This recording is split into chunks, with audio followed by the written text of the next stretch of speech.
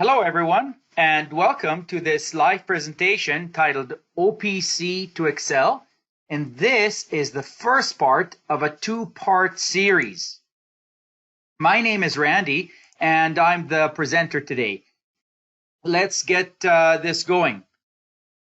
Once again, we're talking about OPC to Excel. This is the first part of a two-part series covering OPC to Excel. In this specific webinar, we're going to talk about the problem that we have with Excel and with getting data to PLCs, the solution, and we'll show you an Excel connection showing VBA, Visual Basic for applications, and the UDF, user-defined functions.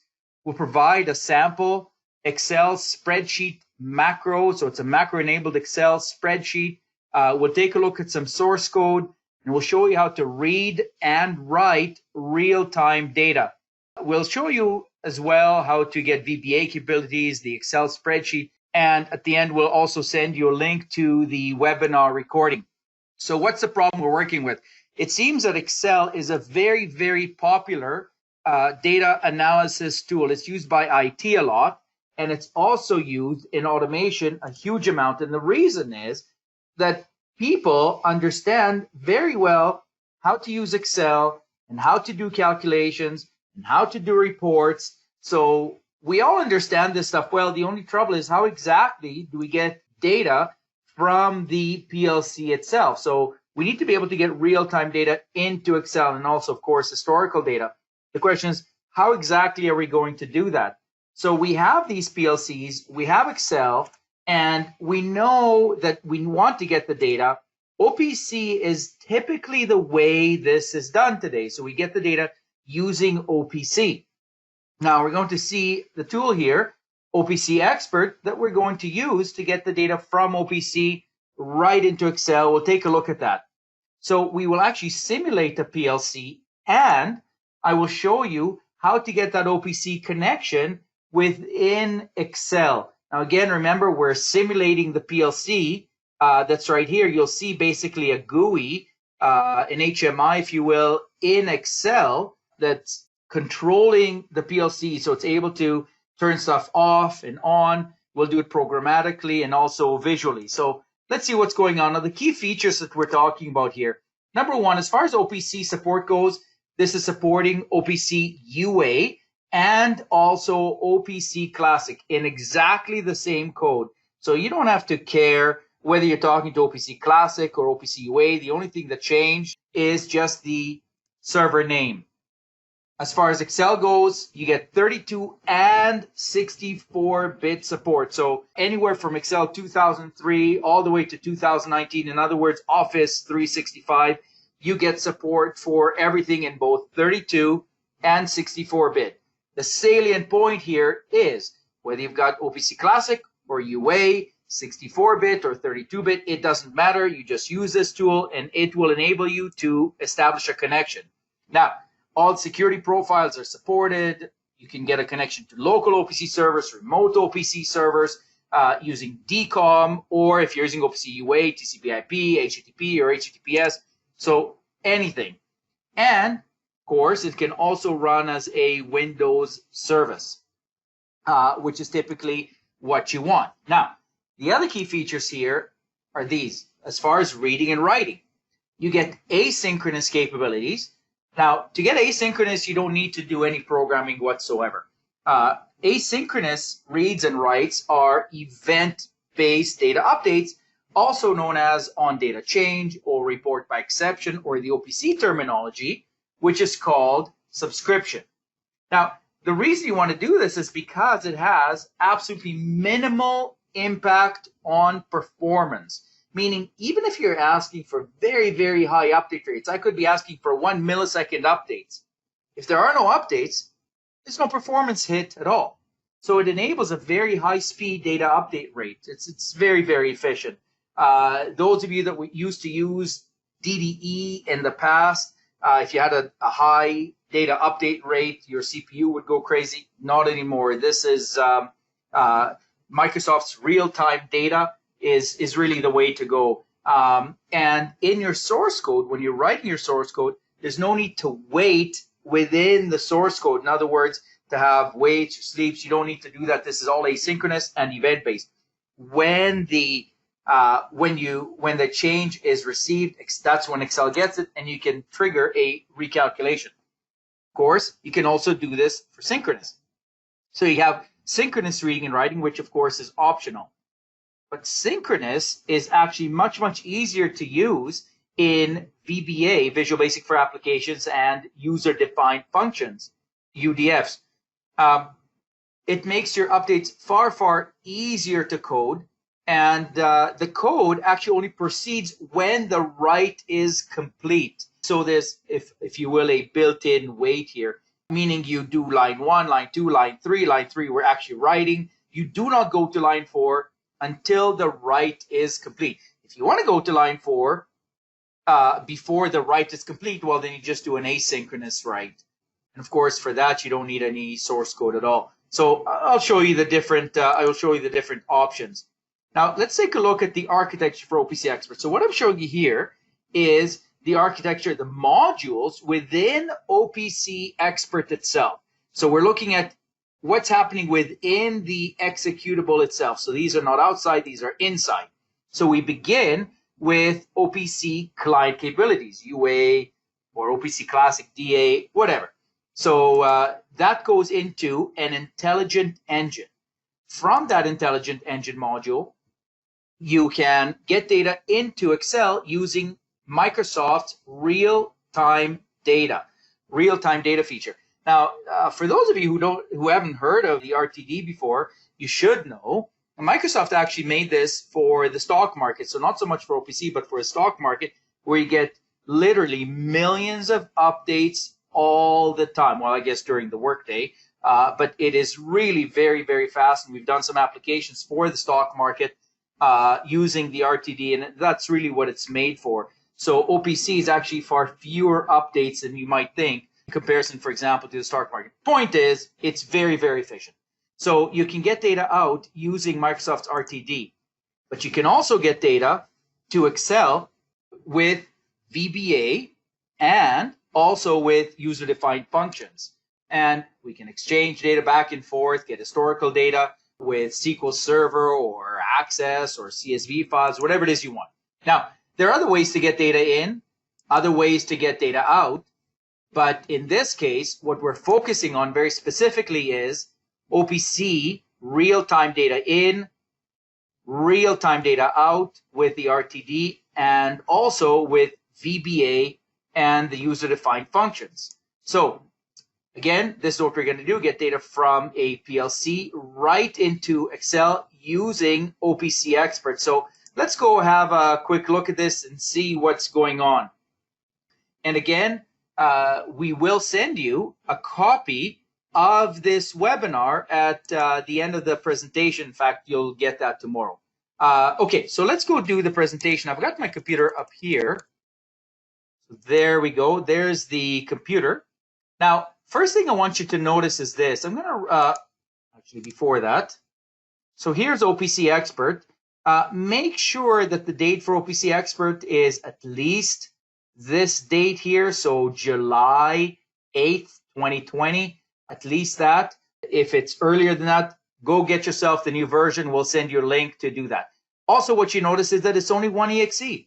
There's no installation. You don't need to do anything at all to run OPC Expert. There are no changes to Windows registry. There is no installation at all. So you do get you do get everything right inside OPC Expert. Now I'm going to move this to the side. So when I start OPC Expert, you'll see what happens. So when I start OPC Expert, there it goes, and you can see that it extracted a whole bunch of files and it's running. There's no installation, and at the very end I can delete all of these and it's as if nothing happened. Okay, so there we go. So there is OPC Expert. It's running. Again, help about, you're going to try this. I want you to make sure that you're using version 8.1.2007.08, that you're not using one that's earlier than that. If you're using one that's earlier, go download the latest and you'll get these capabilities. But these capabilities I'm showing you are only in the latest version. Okay, so first thing you want to do is this. You go to Tools, Options, And since we're using Excel, we need to enable Excel features. If this was already checked, just uncheck it, hit apply, check it again, hit apply, and make sure that it's checked. So in this case, it'll also show the connection status when disconnected. Then we go to OPC servers at the bottom, where we enable the simulation server. This is also something that you probably didn't see before, the simulation server, and we'll uncheck run as a service. I don't want to run it as a service right now, only because I want you to be very, very aware of what's happening. So we'll click apply. And we can see down here that there's going to be a message right away. There's a simulation server, initialized and started. Great. Click OK. And we are all started. Now, let me show you that, that simulation server. So when we open up this computer, finds OPC Classic servers, there is OPC Expert Simulation. It's actually a UA server, and you can connect to it from UA clients. It's a really nice simulation. Doesn't do a whole lot. It's very, very simple. There we go. So we can see inside here, we have a pre-existing example. And when you download OPC Expert, this will come with it. And you can add your own items. There's a little XML file for the configuration, and you can have a look at it and make changes. So here we go. We can see the data. Oh, I will.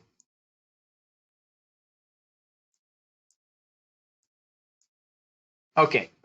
So we can see these are Booleans or logicals. We can see some singles right here. These are floats. This is a string in here, an integer. All right. So there we go. Now what I'm going to do is start up Excel. So we'll start up this PLC macro-enabled spreadsheet. And I will give you a link so you can download it. So there it is. And here we see our PLC. Now, when you first run it, you're probably going to get an error. When you load this, you're probably going to get an error. And the reason is that you need to go to Developer and View Code. So you're going to get this code. The very first thing you need to do on your computer is go to Tools, References. And in References, you need to have this Expert UDF checked. You will not see that most likely. So you click Browse, and then you go to OPC Experts folder. Now, OPC Expert, we saw it before. It's running from, well, there it is. It's running right here. Inside, there's Expert Resources, and OPC Expert extracted that automatically. And inside here is Expert UDF. You want this file right here. So here we go, Expert Resources, and it's Expert UDF right here. You want this guy, and you click Open. In this case, it's already open, and which is why I'm getting an error. And then you click OK. I'll click Cancel. Otherwise, I'll get. But you need this Expert UDF checked. Just getting started is a little bit of a pain. So if you have a problem, just give us a shout, and we'll give you a hand. I'll get back to this source code right away. So here is what's in the PLC. So imagine this is a data coming from a real PLC. And here we're looking at the operator console for the PLC. Now here we see Boolean 1. You notice it's false. Boolean 2 is false. Boolean 1 is false. Boolean 2 is false. The lights are off. Then I turn the light on. There's the light. And I turn it off. On and off. On. So this is true. So if you take a look here, you'll see this is true. And off, you can see this is false. True and false. Now you also notice that it's taking a little bit of time to show up here. And the reason is that we're getting updates every 1000 milliseconds. So I will change that so it's faster.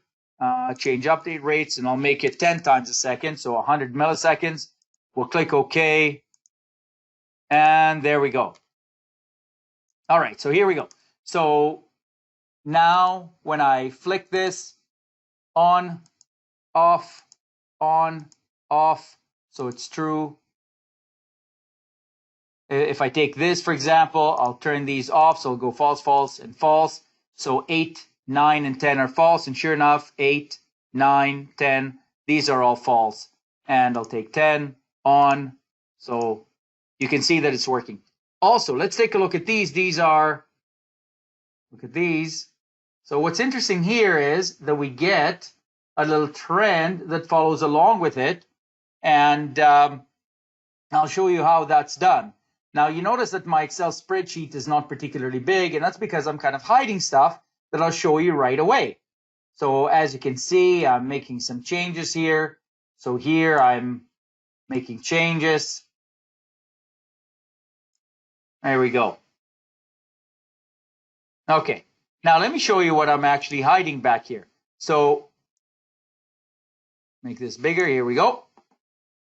And here what you see is when I turn this on and off, I actually also put that information right here. It's nice and easy to see. Button 1, false, true, false. So remember this showing the same as that. Boolean 1. There's Boolean 10. It's false. I turn it on. It's true. And it's true right here as well. Look at the look at this flow right here, and you can see that I'm making a change. You can see the scroll bar value right here, and you can also see what was written.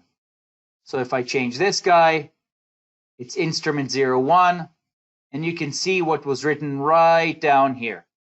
Okay, so how is this done? Well, there is the source code right here, and what I'll do there, this is show you how a Boolean is written. Command button 1.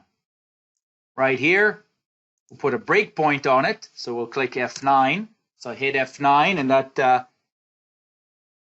that puts a breakpoint. All right, so we don't hit it, of course, with 2, but we will hit it with 1. There we go. So first thing it does is it calls get Boolean. So it needs to know, well, what is it? What is the light status right now? Light status right now is false, so it should tell us false.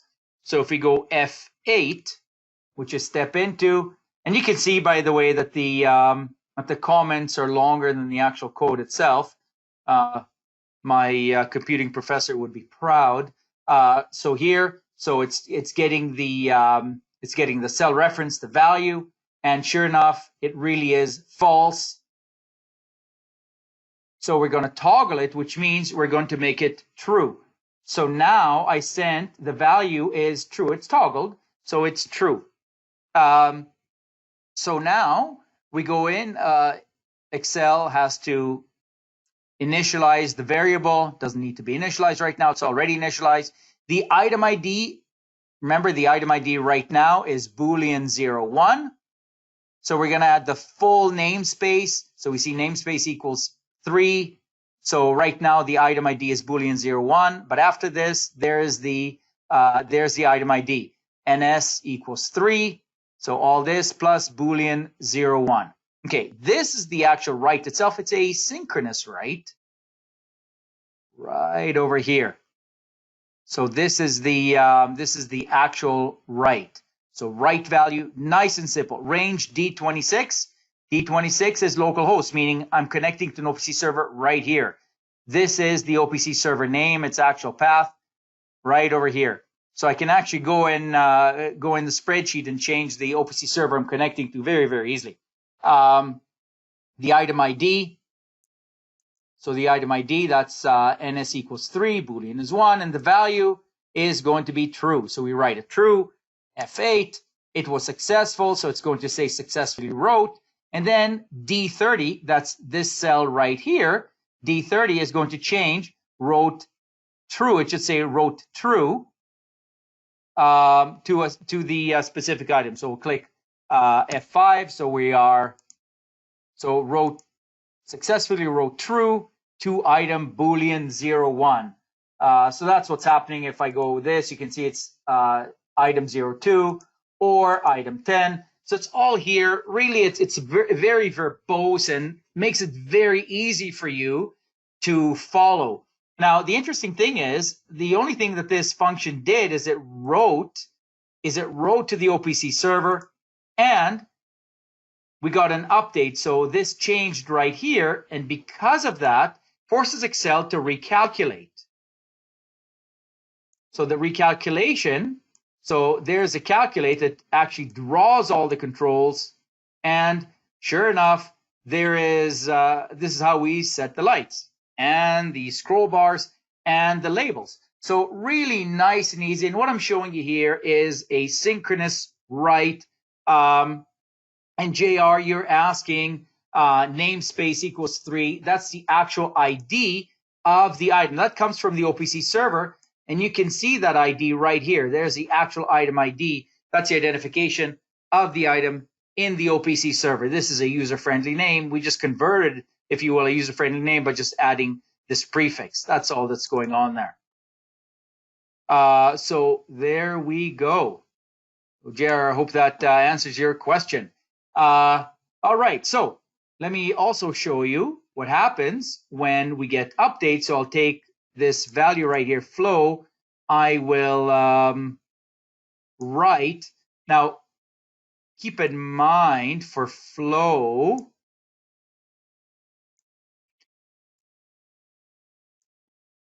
there's flow. I will write 1000. 1000 will go right in here, and I'll say write. And sure enough, it goes down, right? There was a 20,000. If I say I want to write 5,000, this will say 5,000. This will move to the right. And there we go. And you can see that this went up as well. So instead, I'll do a signal generator. I'll go with sign. I'll go between 0 and say 30,000. So I'll do this 10 times a second, and I'll have a time period of say 5 seconds. Create calculation. There's the calculation, and we can see the result right here. Now this is only changing every half a second in here. Excel is only showing it every half a second. We could do this faster. We could go to the update rate and say, I don't want it every half second. I want it 10 times a second. So there we go. So now you can see it's actually quite a bit faster.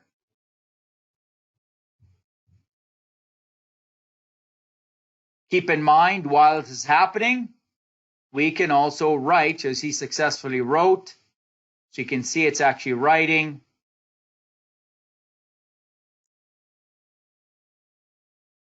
Writing quite nicely over here. So we can see that these are actually changing. Now, you notice that if I stop this, so now no more updates, what I want you to see is Task Manager. And this is the beautiful part of report by exception. When we go to Task Manager, details, let's take a look at Excel. You can see Excel is at 0. So even though I'm asking for updates up to 10 times a second, Excel isn't using any CPU, and neither is OPC Expert. So CPU is really only used once there's an update. So I hope that makes sense in terms of asynchronous updates. This is why you want to use an RTD. This wasn't available in the old DDE because you have to poll, which means you have to poll everything 10 times a second, which was extremely inefficient. But with the RTD, it is very efficient. This is technology coming from Microsoft. We didn't set this up. Also, what you'll notice is the trending is actually coming from this table here, which we will actually show you in another webinar. And you've seen that. Those of you that have been here before would have seen this before, right? So you can see that the values in the table are changing. And so what's kind of interesting here is that this trend, I didn't create this trend. This trend is actually made in Excel. You just want to preview for the next webinar. We'll show you these current values. These are task panes for current values and archive values right here. And this is where they are, that you can actually get them directly from the from Excel. Pretty cool stuff, actually. But in any case, let's go back here. That's for the next webinar. So here we can see what's going on. So this gives you an overview. When you download OPC Expert, you'll get this simulation.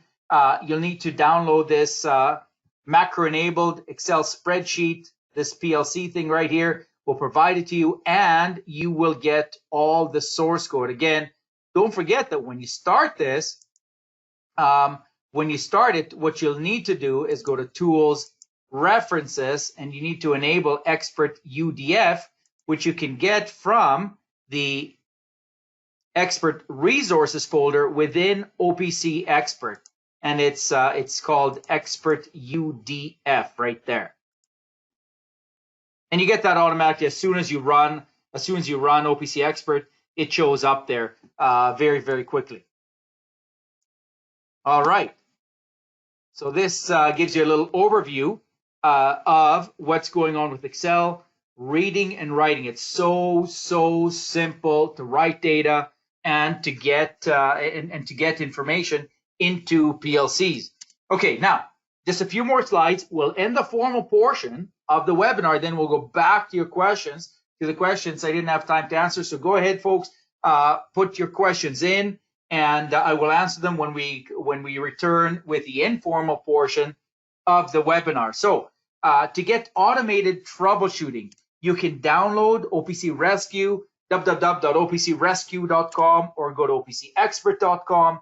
Both of these enable you to view OPC data, do an audit of your security, look at local and remote servers, and do some diagnosis. If you take OPC Expert, you'll also be able to do bridging, so server-to-server communication, trending, archiving, tunneling. All of that is included. Calculations, as I showed you a little bit ago, all of that is included in OPC Expert in the one application, the Excel connectivity. And of course, right now we specifically looked at Excel connectivity to get data from Excel to a PLC. If you want to learn more and get some hands-on learning, you can earn your certified OPC professional designation by coming to one of our hands-on workshops, where you learn how to configure DCOM and OPC UA. You learn how to configure it in a very systematic, and structured approach. You'll see step 1, 2, 3. You'll understand how that's done. You learn how to troubleshoot these OPC systems. We get everything working, then we break it, then we get it working again, then we break it, then you have to get it working. So we have a whole bunch of different scenarios, very common scenarios, and some that are not so common that you run into every so often. You do learn how to properly secure your OPC systems in terms of firewalls, in terms of application exceptions or port exceptions. You see how to reduce the number of ports down to just a minimal number. We're not talking thousands. We're talking about either 1 or 2 ports for the OPC service, or maybe you want to give it 10, but we're not talking thousands. And so you learn how to do that. You learn how to do authentication and authorization. Very, very cool. No more arguments with IT or with automation. You see exactly how to get this done. And of course, you learn OPC best practices. Also, you get 2 of your own computers. So you get 2 computers that you configure, one as a client, one as a server. So you have a lot of fun with this, and you control them all from your own computer. So you don't need to install anything. We give you remote access to these computers, and they are not scripted, so you can actually mess them up as much as you want. 2 more slides left. Workshops that are coming up. We've got live remote classes. So we have in-person classes where you sit in person. Of course, right now with travel restrictions, you're not going to get that, even if we wanted to. So no in-person classes. So we do these remote, and we've been doing these remote for over 10 years. So quite a long time to get these done. These are in our blood. We didn't just start these up for COVID. So the in-person sessions are actually all over the world, very literally, in Asia, Europe, North America. If you take a look at our schedule, you'll see it. Now we have both public and private classes. Public classes, you join in with everybody else. Private classes, we do it specifically for you. Now that's in person, of course. Sorry, that's I shouldn't say in person, but personally, that's one. But more important, usually what people do is they get several people in their company who are interested, and they all come together for one class just for your company. So we do these as well. We do these public classes and private classes, local at your office, or we do it remote. I can take a look at dates and locations at opcti.com. Okay, one last slide. What you're going to get at the end of this webinar. You will receive an email with links specifically to the webinar recording, so you can have a look at it on YouTube, to OPC Experts. You can download it. And again, make sure that you're getting the latest version here, folks. And you'll get the spreadsheet as well. So you'll be able to download the spreadsheet to get it working. And you'll get some short videos, a link to some short videos showing you these Excel connections. We'll show you Excel examples, how to do trending in real time, and reporting with history and real time. So you'll get to see how all of this is done. So very short, succinct videos, just a few minutes. I'm talking less than 5 minutes. Now, you'll also get a link to our next webinar, which will be in August, and it's titled OPC to Excel Part 2 of 2. So we just saw Part 1. Part 2 is talking about the task panes I showed you a little bit earlier that enable you to get real-time data and historical data into Excel. So that'll be in August. We'll see these task panes and see how to do real-time and historical reports. All right, folks, that is the end of the formal part of the presentation. So now I will get to the questions that you have that I didn't get a chance to answer before. So let's take a look here. Constantine. If I want to connect to a different OPC UA server, do I need to run OPC Expert.exe? Yes, that's a good point. So let me show you here. We'll just go back a few slides. Okay. So in this case, there is OPC Expert right here. There is an OPC DA or UA server. So here and here. You still need OPC Expert, but the OPC server can be from anywhere. Go choose a company, whatever it is, whatever OPC server you have, you'll be able to connect to it with OPC Expert. OPC Expert is that conduit. OPC Expert is what provides you with the RTD capabilities, with the reading and with the writing, the synchronous, asynchronous. That's what provides it.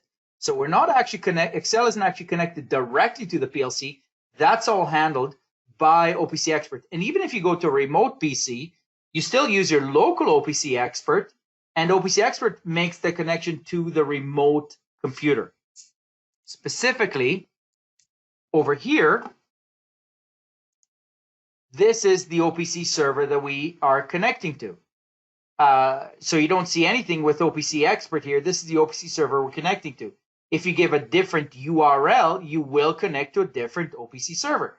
Of course, you'll have to change the item names, that's for sure. But you can put this on local or remote computers. That is not OPC Expert. Constantine, I hope that answers your question. Steve, currently have OPC enabled Rockwell. RS Links, okay, yeah. Does this only work with DDE? No, RS Links works with OPC and also DDE. So RS, as long as you've got the more recent one, RS Links does work with OPC for sure. What gateway do you recommend for using RTD? Well, you already have the gateway. So when you're using, I'll show you here.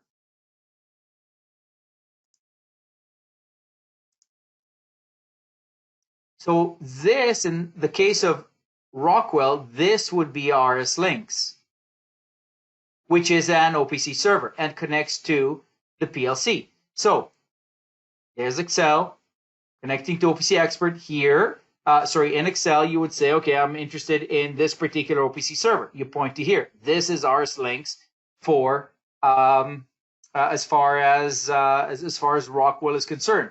If you're talking to Siemens, you might have the Simatic OPC server, or the Honeywell server, or the ABB server, or whatever it is, Schneider, and so on. They're all over the place, all these OPC servers, and you can bring data right into Excel. Steve, let me know if I explained that. Question properly to you. Jim, you're asking about the OPC server health. So let's take a look. OPC Expert actually gives you the connection status. You can see that right now it's connected, and I should show you actually what happens when you close. So let's let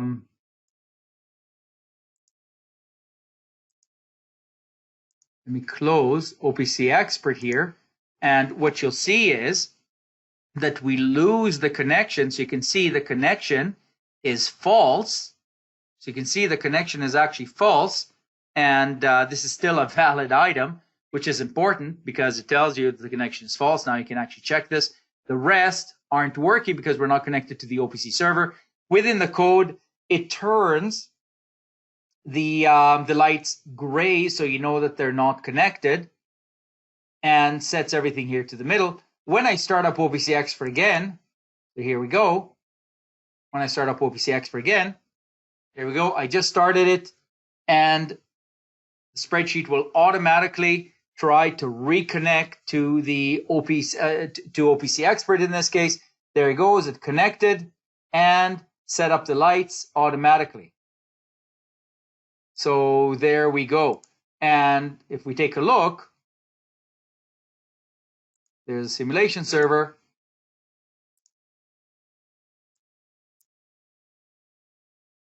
And here are the items. If I change this at the bottom, so there you go, you can see the temperature right down here.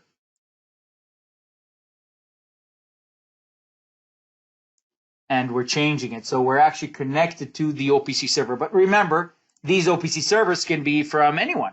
They can be from Rockwell or Siemens or Yokogawa or anywhere you want.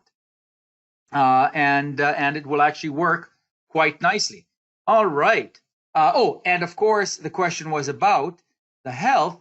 And there you go. The connection is now true. And you can get that from any OPC server. Let me see here. Okay, so we're just about out of time here. Let me just go back to the last slide here. Just to remind you, you will receive an email. You'll receive it on Friday. You'll receive an email with a link to this webinar recording, with a link to download OPC Expert, a link to download the spreadsheet that we just talked about. And if it doesn't work for you, just let us know. And a link to some short videos showing you exactly how to handle Excel. And last, an invitation to the next webinar titled OPC to Excel, the second part, where we're talking about the task panes. So, folks, this webinar was a little bit different than our usual webinars in the sense that we looked at source code. And by the way, where the lights turn red or black or gray, that's right in the source code. So you can actually take a look at that and follow it along. Remember, your keys to success there is F9 for the breakpoint, F8 to step right into the next line of code. All right, everyone. So this is the end of the webinar. Good luck in your OPC projects. If you have any questions, let us know. We'll be happy to help you out. And I hope to see you at our next webinar titled OPC to Excel, Part 2 of 2. Thanks again, everyone. Bye-bye.